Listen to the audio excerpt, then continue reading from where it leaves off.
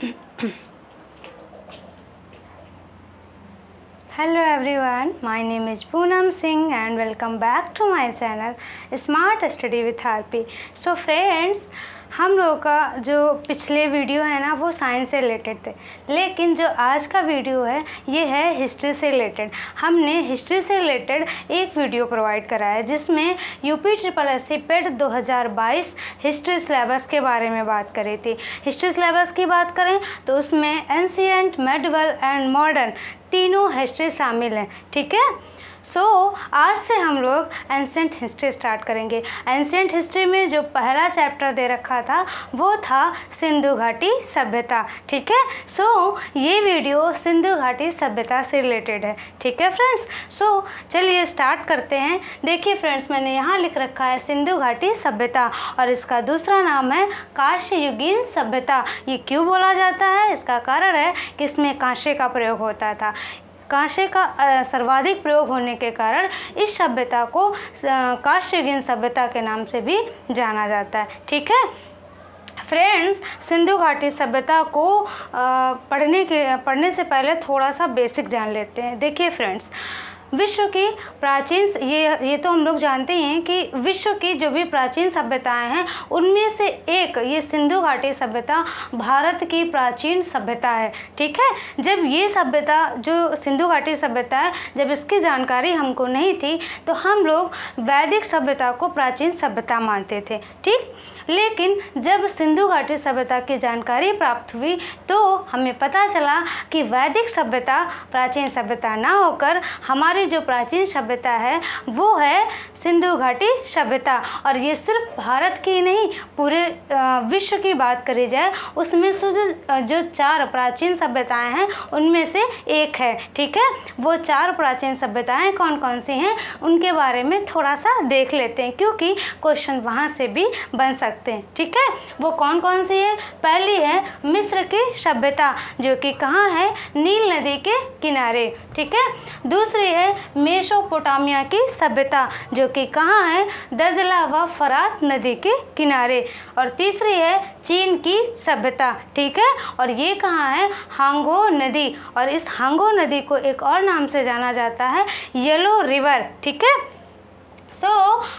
ये हुई 3 सभ्यताएं और चौथी है सिंधु घाटी सभ्यता जो कि कहाँ की है? तो भारत की है। ठीक है, अब सिंधु घाटी सभ्यता को पढ़ने के लिए मैंने एक बेसिक स्ट्रक्चर बनाया है। ठीक है, जिसके थ्रू हमें आसानी से ये चैप्टर भी समझ में आएगा और कॉन्सेप्ट भी क्लियर हो जाएगा। ठीक है, वो जो पॉइंट मैंने बनाया वो कौन कौन से हैं? पहला है खोज से रिलेटेड पॉइंट। ठीक है, दूसरा बनाया मैंने काल से रिलेटेड पॉइंट, और तीसरा है नामकरण, और चौथा है विशेषता, और 5वां है विस्तार। इसके बाद छठा भी आएगा जिसमें है प्रमुख स्थल। ठीक है, इनसे क्वेश्चन बनते हैं कि प्रमुख स्थल में क्या है कि जो भी खुदाई हुई है वो कौन कौन से स्थल हैं, उनसे कौन कौन से चीज़ें प्राप्त हुई हैं, तो उनसे क्वेश्चन बनते हैं। वो हम नेक्स्ट वीडियो में करेंगे। ठीक है, आज हम इन 5 के बारे में बात करेंगे।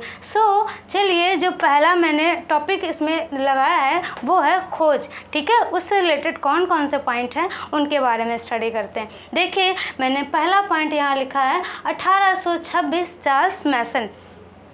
तो फ्रेंड्स, आपको ये नाम सुन के कि चार्ल्स मैसन लग रहा होगा कि इंडियन तो नाम हो नहीं सकता। ये बिल्कुल है कि ये इंडियन नाम नहीं है, ये हैं कौन? ब्रिटिश। ठीक है, तो चार्ल्स मैसन एक ब्रिटिश यात्री थे। ठीक है, इन्होंने 1826 में पाकिस्तान क्षेत्र की यात्रा की। ठीक है, और यात्रा करके ये चले जाते हैं। उसके बाद क्या होता है? 1842 में इन्होंने एक लेख लिखा, या बोल सकते हैं पत्रिका लिखी, जिसका नाम क्या था? Narrative of journey. क्या नाम था? Narrative of journey. इसमें इन्होंने, इस लेख में चार्ल्स मैसन ने जिन जिन स्थानों का भ्रमण किया था या जिन जिन स्थानों का दौरा किया था उन सभी का जिक्र किया, उन सभी स्थानों का जिक्र किया था, जिसमें हड़प्पा नामक स्थल भी शामिल था। ठीक है, तो जो ये पत्रिका है नैरेटिव ऑफ जर्नी, इसमें हड़प्पा के बारे में बेसिक जानकारी मिलती है।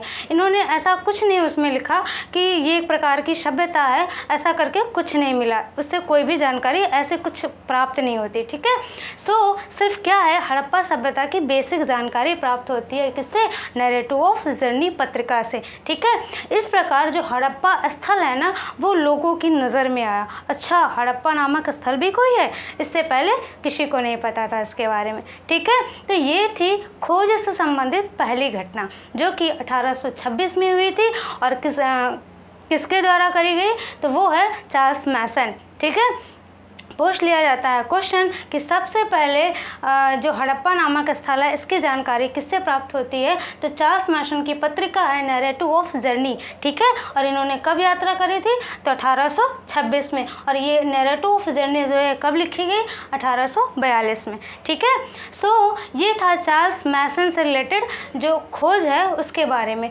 दूसरा पॉइंट मैंने लिखा है 1856 में यहाँ लिखा है बर्टन बंधु। अब ये बर्टन बंधु कौन है, तो देखिए फ्रेंड्स, 1826 में बर्टन बंधु दो भाई थे।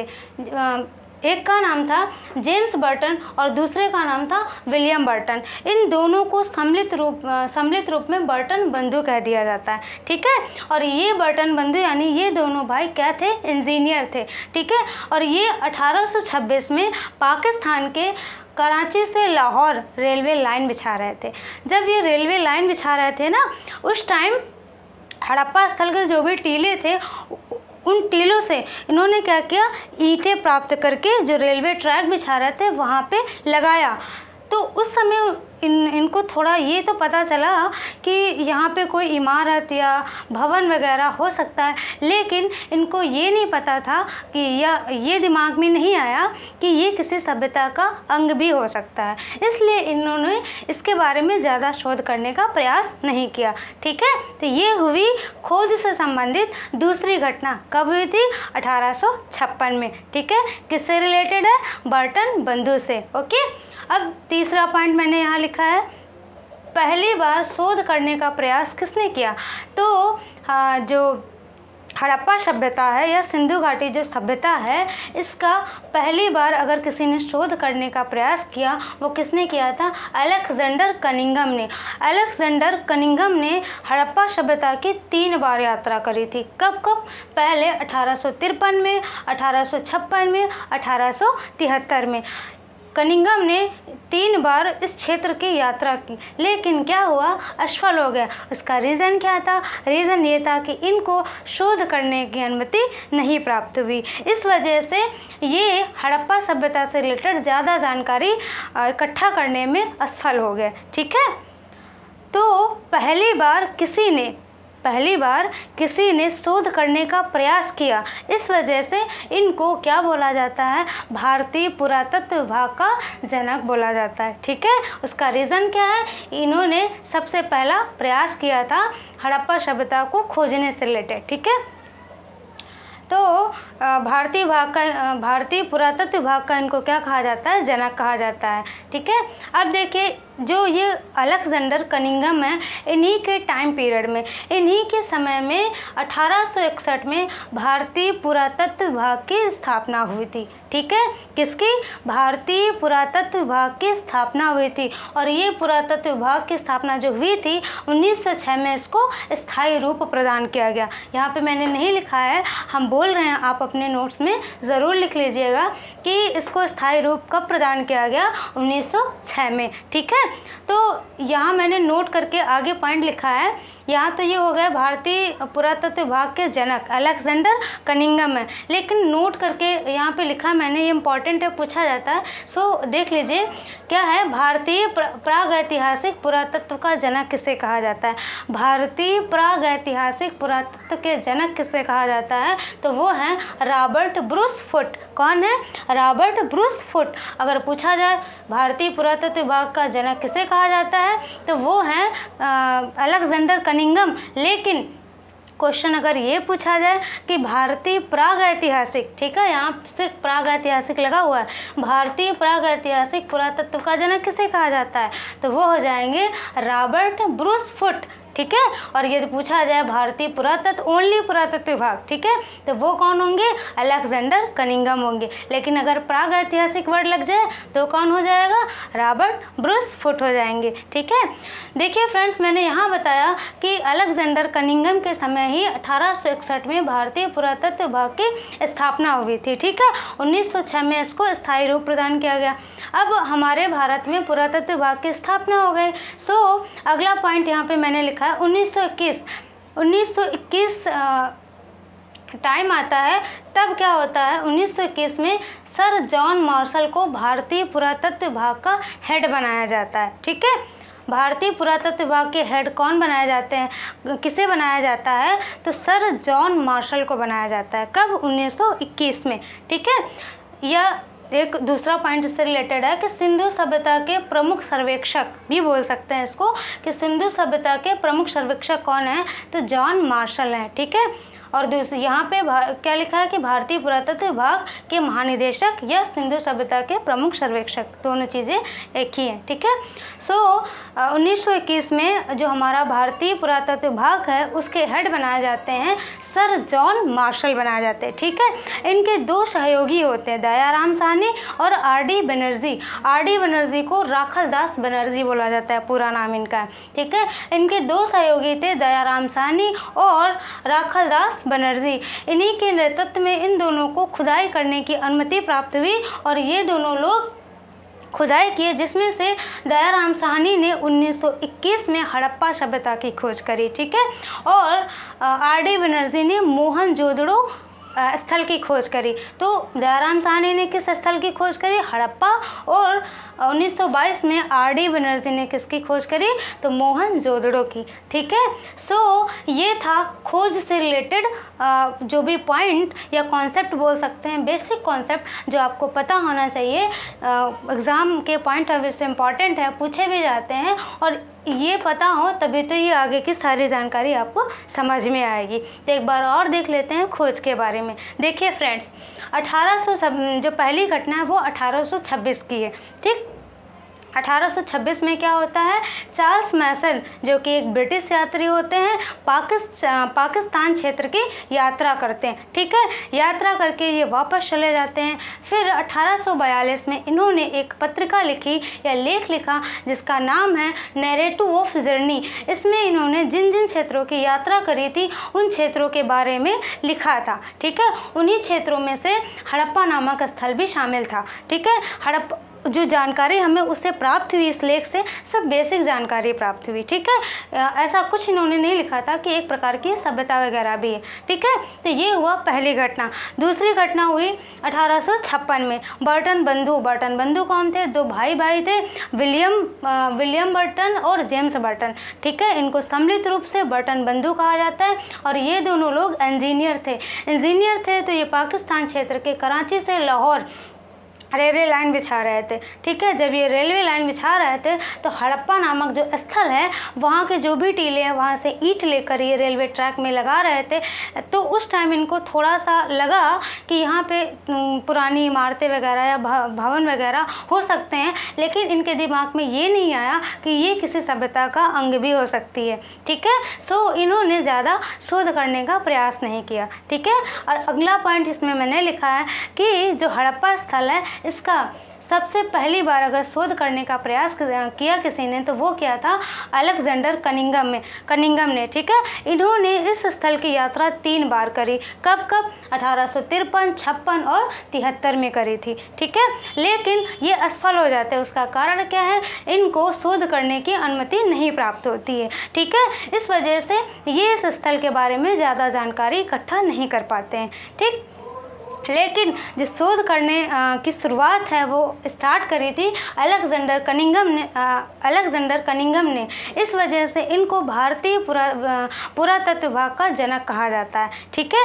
इन्हीं के समय में 1861 में भारतीय पुरातत्व विभाग की स्थापना हुई थी। और ये जो भारतीय पुरातत्व विभाग है इसको स्थायी रूप प्रदान किया गया था 1906 में, ठीक है। अब देखिए, भारतीय पुरातत्व विभाग की स्थापना हो गई तो 1906 में को स्थायी रूप प्रदान किया गया था। फिर 1921 का टाइम पीरियड आता है, उस समय सर जॉन मार्शल को इसका हेड बनाया जाता है, ठीक है। और इन्हीं के नेतृत्व में इन्हीं के दो सहयोगी हैं दयाराम साहनी और राखल दास बनर्जी, जिनको खुदाई करने की अनुमति प्रदान की जाती है और वो खुदाई करते हैं, जिसमें दयाराम साहनी 1921 में हड़प्पा नामक स्थल की खुदाई करते हैं। ठीक है, हड़प्पा नामक स्थल को खोजा। और दूसरे सहयोगी की बात करी जाए तो आर.डी. बनर्जी हैं। ठीक है, इन्होंने किस स्थल की खुदाई की या किस स्थल को खोजा, तो वो है मोहनजोदड़ो और टाइम पीरियड है 1922। ठीक है, नेक्स्ट उसके अगले ही वर्ष 1922 में राखल दास बनर्जी ने मोहनजोदड़ो नामक स्थल को खोजा। ठीक है, सो ये था फ्रेंड्स हमारा खोज से रिलेटेड जितने सारे पॉइंट हैं वो सारी चीज़ें। यहाँ पे मैंने एक चीज़ और लिखा है कि भारतीय प्रागैतिहासिक पुरातत्व विभाग का जनक किसे कहा जाता है, रॉबर्ट ब्रूस फुट को कहा जाता है। और अगर पूछा जाए कि भारतीय पुरातत्व विभाग का जनक किसे कहा जाता है, तो वो कहा जाता है अलेक्जेंडर कनिंघम को। इन दोनों में बस थोड़ा सा डिफरेंस है, इसमें प्रागैतिहासिक लगा है और उसमें ऐसा कुछ नहीं है। ठीक है, सो याद रखना, अगर पूछे कि भारतीय प्रागैतिहासिक विभाग के जनक कौन है, पुरातत्व विभाग के जनक कौन है, तो रॉबर्ट ब्रूस फुट हो जाएंगे। लेकिन प्रागैतिहासिक ना लगाकर पूछे भारतीय पुरातत्व विभाग के जनक कौन है, तो वो हो जाएंगे अलेक्जेंडर कनिंघम। ठीक है, सो आपको ये समझ में आया होगा कि खोज से रिलेटेड जितने सारे पॉइंट्स मैंने लिखे हैं ये कैसे सारी घटना हुई। ठीक है, और ये कॉन्सेप्ट क्लियर होना बहुत ज़रूरी है नेक्स्ट पॉइंट समझने के लिए। ठीक है, अब आगे बात करते हैं काल के बारे में। देखिए फ्रेंड्स, जो सिंधु घाटी सभ्यता है ना, एक प्रकार की आद्य ऐतिहासिक सभ्यता है। आद्य ऐतिहासिक का मतलब क्या है, ऐसी सभ्यता है जिसमें लिपि तो थी, लिपि कैसे थी, चित्रात्मक थी, जिसे हम लोग पढ़ नहीं सके। जिस दिन हम लोग पढ़ लेंगे तो ये आद्य ऐतिहासिक से ऐतिहासिक बन जाएगी। ठीक है, इतिहास। ठीक, तो जो सिंधु घाटी सभ्यता है वो आद्य ऐतिहासिक थी, मतलब कि इसमें लिपि थी लेकिन हम लोग पढ़ नहीं पाए। इस कारण जो इसके काल का निर्धारण है ना, वो पुरातात्विक स्रोत के आधार पे, और पुरातात्विक स्रोत के आधार पे काल का निर्धारण होने के कारण जो इसमें निर्धारण में मतभेद है ना, वो कई सारे इतिहासकार अपने अपने अनुसार इसके जो टाइम पीरियड है उसको बताते हैं कि इतने से इतना है, इतने से इतना है। आपने देखा होगा कई सारी बुक्स में अलग अलग टाइम पीरियड दे रखा है सिंधु घाटी सभ्यता का। इसका रीज़न यही है कि जो इसके काल का निर्धारण है वो किसी लिखित स्रोत के आधार पे नहीं है, पुरातात्विक जो भी स्रोत मिले उनके आधार पे। ठीक है, लिपि तो थी लेकिन वो चित्रात्मक थी, तो हम लोग उसको पढ़ नहीं पाए। ठीक है, सो चलिए, जो काल का निर्धारण है कैसे किया गया, उसमें से 2 पॉइंट बहुत इंपॉर्टेंट है। ठीक है, जो पूछे जाते हैं उनमें से जो पहला पॉइंट है वो है तिथि बताने का जो सबसे पहला प्रयास किया था वो किसने किया था, सर जॉन मार्शल ने किया था। ठीक है, ये इसलिए इम्पॉर्टेंट हो जाते हैं क्योंकि इन्हीं के सर्वेक्षण में या इन्हीं के नेतृत्व में सबसे पहले खुदाई का काम स्टार्ट हुआ था, इस वजह से इम्पॉर्टेंट हो जाता है और यहाँ से क्वेश्चन बन जाते हैं। सो देखिए, तिथि बताने का जो सबसे पहले प्रयास किया था वो किसने किया था, वो सर जॉन मार्शल ने किया था। लेकिन ये असफल हो जाते हैं। असफल होने का कारण क्या है, इन्होंने जो तिथि बताई थी वो अनुमानित थी, इस वजह से ये असफल हो जाते हैं। और अनुमान किससे लगाया था, तो सारगौन अभिलेख है, इससे इन्होंने अनुमान लगाया था।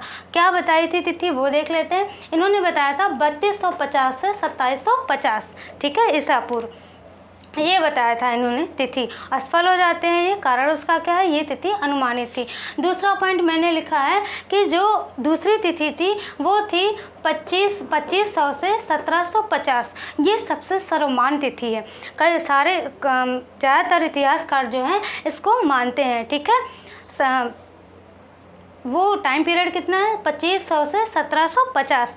कारण क्या है इसको मानने का, ये कार्बन 14 जो पद्धति है इस पे आधारित है। अब ये कार्बन 14 पद्धति क्या होती है, जो कार्बन 14 पद्धति है ना, यस, कार्बन 14 जिसे बोलते हैं। ठीक है, इस पद्धति में क्या होता है, जो भी जीवाश्म होते हैं उसकी आयु का पता लगाया जाता है। ठीक है, और इसमें यही तो है, पुरातात्विक स्रोत हैं और वो सारे स्रोत जीवाश्म के अंतर्गत ही तो आएंगे।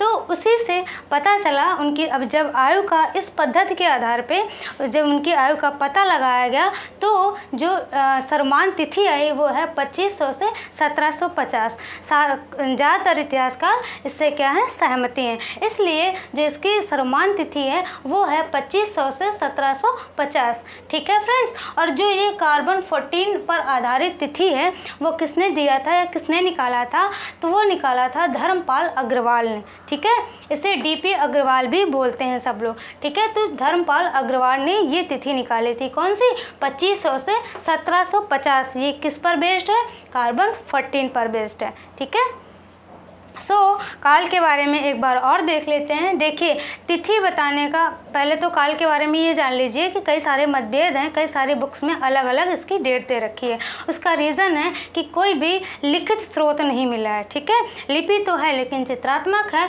सो वो तो हम लोग पढ़ नहीं पाए, इस वजह से कोई भी लिखित स्रोत ना होने के कारण इसका जो काल निर्धारण है उसमें मतभेद दिखाई देता है। ठीक है, और जो ये काल निर्धारण किया गया ये पुरातात्विक स्रोत के आधार पे किया गया। ठीक है, उसमें यहाँ पे मैंने पहला पॉइंट दे रखा है कि जो तिथि बताने का सबसे पहला प्रयास किया था वो क्या था, सर जॉन मार्शल ने।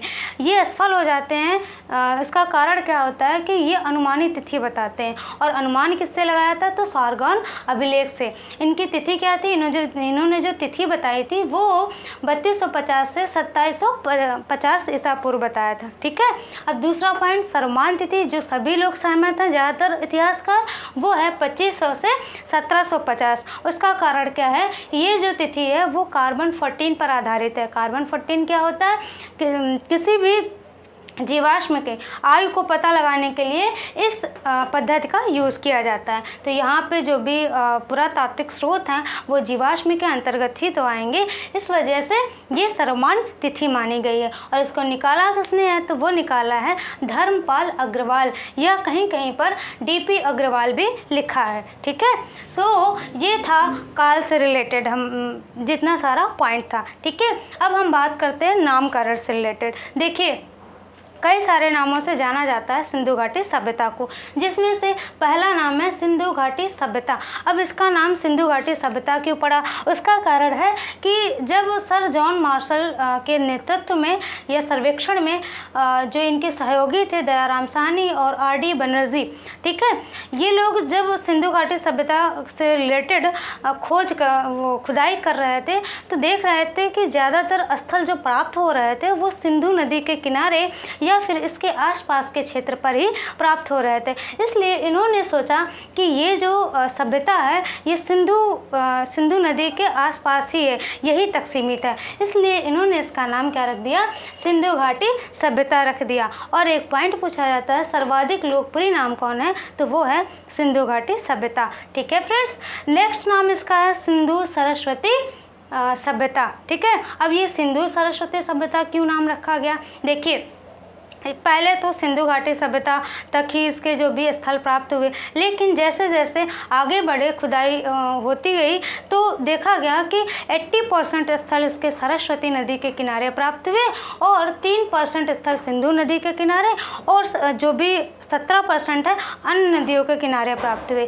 इस वजह से ज़्यादातर किसमें, सरस्वती नदी के किनारे प्राप्त हुए, इस वजह से इसका नाम सिंधु सरस्वती सभ्यता रखा गया। लेकिन ज़्यादातर किताबों में ये मिलता नहीं है, इस वजह से ये ज़्यादा इम्पॉर्टेंट नहीं है, बस हाँ जान लीजिए कि इसका नाम सिंधु सरस्वती सभ्यता भी बोला जाता है। उसका कारण क्या है, उसका कारण है कि ज़्यादातर स्थल जो हैं 80% स्थल जो हैं सरस्वती नदी के किनारे, 3% स्थल जो हैं वो सिंधु नदी के किनारे और 17% स्थल अन्य नदियों के किनारे हैं। ठीक है, इस वजह से इसका नाम क्या रखा गया, सिंधु सरस्वती सभ्यता। तीसरा नाम इसका क्या है, हड़प्पा सभ्यता। देखिए जो सभ्यता से रिलेटेड अगर देखा जाए हिस्ट्री में एक संस्कृति रही है कि अगर किसी भी सभ्यता से रिलेटेड अगर उसके नामकरण में कोई प्रॉब्लम आती है तो उसमें ना जो सबसे पहले स्थल खोजा जाता है उसी के आधार पर उसका नामकरण कर दिया जाता है। अगर देखा जाए कि सिंधु घाटी सभ्यता में जो सबसे पहला स्थल खोजा गया था 1921 में दयाराम साहनी के द्वारा, वो कौन सा था, हड़प्पा। इस वजह से सिंधु घाटी सभ्यता को हड़प्पा सभ्यता नाम दिया गया। ठीक है, और हड़प्पा सभ्यता पहला स्थान खोजा जाने के कारण नाम दिया गया। साथ में सर्वाधिक उपयुक्त नाम कौन सा है, तो वो है हड़प्पा सभ्यता, जिसमें ज़्यादातर इतिहासकार इसको मानते हैं। ठीक है, ये था नामकरण से रिलेटेड। अब देखिए फ्रेंड्स, विशेषता क्या थी, मैंने विशेषता में क्या क्या लिखा। देखिए फ्रेंड्स, जो मैंने जैसे खोज है, काल है, नामकरण है, विशेषता या विस्तार है, इनकी बात करें, जो पॉइंट यहाँ पे मैंने डिस्कस किए ना, ये सारे एग्ज़ाम में पूछे जाते हैं। आप एक बार कोई भी बुक हो आपके पास जो मल्टीपल क्वेश्चन उसमें दिए हों, इस चैप्टर से रिलेटेड आप एक बार सॉल्व करिए, देखिएगा आपको ये सारे पॉइंट्स इसमें मिलेंगे। ठीक है, ये सारे क्वेश्चन पूछे गए हैं। ठीक है, अब देखते हैं विशेषता के बारे में मैंने क्या लिखा है। सबसे पहला लिखा है आद्य ऐतिहासिक थी। ये सभ्यता कैसी थी?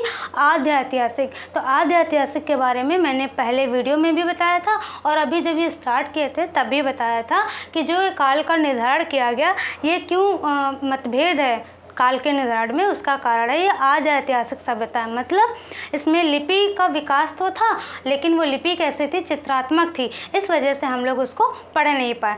तो जो भी इसके स्रोत का आधार बना वो क्या है? पुरातात्विक स्रोत। ठीक है, और उसी के आधार पे इसके काल का निर्धारण किया गया और साथ में देखा जाए एक विशेषता भी है ये। ठीक है, अब दूसरी बात करते हैं कांस्ययुगीन सभ्यता। कांस्ययुगीन सभ्यता क्यों बोला गया? तो आपको पता होगा जो सबसे पहले धातु खोजी गई थी वो धातु थी तांबा। ठीक है, और तांबा में जब टिन मिलाते हैं तो कांसा बनता है, और इस युग में या इस काल में तांबे का कांसे का सबसे ज़्यादा प्रयोग होता था, इस वजह से इसको कांस्ययुगीन सभ्यता के नाम से जाना जाता है। ठीक है, तो कांस्ययुगीन सभ्यता के बारे में यहाँ लिख सकते हैं आप, तांबा और प्लस टिन को जब हम मिलाते हैं ना तो बनता क्या है? कांसा बनता है। तो यहाँ लिख सकते हैं कांसा बनता है। अब अगला पॉइंट मैंने लिखा है नगरीय सभ्यता थी। भारत में सबसे पहले अगर किसी नगरीय सभ्यता का विकास होता है तो वो कौन सी थी? वो थी सिंधु घाटी सभ्यता। ठीक है, तो इसकी एक प्रमुख विशेषता है कि ये कैसी सभ्यता थी? नगरीय सभ्यता थी। ठीक है, इसमें जो नगर थे दो भागों में डिवाइड थे, उच्च और निम्न। उच्च में बड़े बड़े लोग रहते थे और जो छोटे लोग रहते थे वो निम्न में रहते थे। ठीक है, निम्न नगरों में। अब उसकी बात करें आगे, नेक्स्ट पॉइंट मैंने लिखा है शांतिप्रिय सभ्यता थी। देखिए ज़्यादातर क्या होता है, कोई भी सभ्यता हो या कोई भी युग है या कोई भी काल है, उसमें क्या होता है? युद्ध एक प्रमुख कारण बनता है। ठीक है, चाहे वो राजनीतिक हो, चाहे सामाजिक हो, चाहे आर्थिक हो। लेकिन जो सिंधु घाटी सभ्यता है, इसमें जो भी पुरातात्विक स्रोत प्राप्त हुए, इसमें ऐसा कोई भी औजार या ऐसा कोई भी हथियार नहीं मिला जिससे ये पता चले कि सिंधु घाटी सभ्यता में युद्ध वगैरह भी हुए हैं। ठीक है, हुए थे। ओके, तो ये कैसी सभ्यता हुई? शांतिप्रिय सभ्यता थी। ठीक है, अब आगे बात करते हैं व्यापार प्रधान थी। तो व्यापार प्रधान सभ्यता कैसे? देखिए आप खुद ही आज के टाइम से दिमाग सोच सकते हैं कि जो नगर के लोग रहते हैं, जो सिटी में लोग रहते हैं, वो कैसे होते हैं? वो कृषि वगैरह तो वैसे भी नहीं करते, ज़्यादातर व्यापार वगैरह ही करते हैं। ये सभ्यता नगरीय सभ्यता थी। तो यहाँ पे क्या था? प्रमुख व्यवसाय व्यापार था। ठीक है, तो ये कैसे सभ्यता थी? व्यापार प्रधान सभ्यता थी। ठीक, अब नेक्स्ट पॉइंट मैंने लिखा है विस्तृत सभ्यता। ये जितनी सारी सभ्यता हैं इनसे देखा जाए तो काफ़ी बड़ी सभ्यता थी सिंधु घाटी सभ्यता, इसलिए इसको बोला जाता है ये एक प्रकार की कैसी थी? विस्तृत सभ्यता थी। ओके, अब आगे मैंने लिखा है कि इसमें जो परिवार होता था वो कैसा था? तो मात्र सत्तात्मक था। ठीक है, तो ये कैसी सभ्यता है? मात्र सत्तात्मक सभ्यता। ओके, अब आगे मैंने लिखा है कि ये लोग जो धार्मिक विश्वास रखते थे तो उसमें रखते थे मातृ देवी की पूजा करते थे और दूसरा पशुपति की पूजा करते थे। तो किसके? मातृ देवी की, दूसरी पशुपति की पूजा करते थे। ओके, तो ये हुआ विशेषता से रिलेटेड। ओके, अब हम बात करते हैं विस्तार से रिलेटेड क्या क्या पॉइंट्स हैं। आपको खोज, काल और नामकरण विशेषता से रिलेटेड पॉइंट समझ में आ गए होंगे। अब हम फ्रेंड्स विस्तार से रिलेटेड बात करेंगे तो थोड़ा सा हमें यहाँ साफ करना पड़ेगा क्योंकि इतना ज़्यादा जगह नहीं थी। देखिए फ्रेंड्स, ये मेरा है भारत। ठीक है, ज़्यादा अच्छा नहीं बना है बट समझने के लिए काफ़ी अच्छा है। यहाँ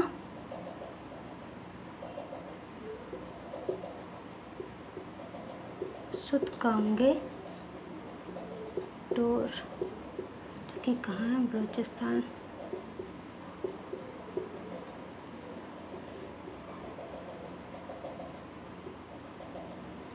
देखिए फ्रेंड्स, अगर हम विस्तार की बात करें तो जो सिंधु घाटी सभ्यता है इसका विस्तार उत्तर और पश्चिम क्षेत्र में था। उत्तरी और पश्चिमी क्षेत्र में इसका विस्तार था। अब देख लेते हैं मैप के थ्रू कि इसका विस्तार कहाँ से कहाँ तक था। देखिए फ्रेंड्स, ये यहाँ पे है जम्मू कश्मीर। ओके, तो जम्मू कश्मीर में जो स्थल है वो कौन सा है? मादा। ठीक है, जम्मू कश्मीर में कौन सा स्थल? मादा। और किस नदी के किनारे है? तो ये है चिनाब नदी के किनारे। तो उत्तर में बात करें तो जम्मू कश्मीर, और जम्मू कश्मीर में कौन सा स्थान है? तो वो है मादा। ठीक है, मादा किस नदी के किनारे है? तो मादा है चिनाब नदी के किनारे। ओके, अब इधर आते हैं, यहाँ पर इधर है अपना यूपी। तो यूपी में आलमगीर। ठीक है, यूपी में आलमगीर और कौन सी नदी के किनारे है? यूपी में कौन सा स्थान है? आलमगीर। और नदी की बात करी जाए तो हिंडन नदी। ठीक है, और इधर दक्षिण में बात करी जाए तो दक्षिण में दैमाबाद। ठीक है, दक्षिण में कौन सा स्थान है? दैमाबाद। और ये कहाँ पड़ता है? महाराष्ट्र में पड़ता है। नदी की बात करी जाए किस नदी के किनारे है ये? तो प्रवरा नदी के किनारे, जिसे गोदावरी कहा जाता है। ठीक है, और इधर आएंगे बलूचिस्तान। ठीक है, तो बलूचिस्तान में सूतकांगे डोर, यानी कि पश्चिमी क्षेत्र में कौन सा है? सूतकांगे डोर। तो अगर इसके विस्तार की बात करते हैं ऐसे, ठीक है, ये ऐसे ऐसे हो गया। सो फ्रेंड्स देखिए, उत्तर में मादा, पूरब में आलमगीर और दक्षिण में तैमाबाद, और इधर पश्चिम में सूतकांगे डोर, जो कि कहाँ है? बलूचिस्तान में है। तो इतने क्षेत्र में इसका विस्तार था। इतने क्षेत्र में क्या था? सिंधु घाटी सभ्यता का विस्तार था। ठीक है, और टोटल क्षेत्रफल की बात करी जाए तो 12,99,600 किलोमीटर स्क्वायर या वर्ग किलोमीटर बोल सकते हैं। ठीक है, या ये जो 12,99,600 किलोमीटर स्क्वायर दे रखा है, इसको हम बोल सकते हैं 13 लाख वर्ग किलोमीटर। ठीक है, यानी 12,99,600 वर्ग किलोमीटर को हम बोल सकते हैं 13 लाख वर्ग किलोमीटर। ओके, या किलोमीटर स्क्वायर बोल रहे हैं वो भी सही है। ठीक है, देखिए इसका विस्तार कहाँ से कहाँ तक था? तो उत्तर में मादा, दक्षिण में दैनाबाद, और पश्चिम की बात करें तो यहाँ सूतकांगे डोर तक, और पूर्व में बात करें तो यूपी के आलमगीर। ठीक है, कौन सा स्थान है? आलमगीर। अब नदी की बात करते हैं तो मादा जो है जम्मू कश्मीर में किस नदी के किनारे है? चिनाब नदी के किनारे।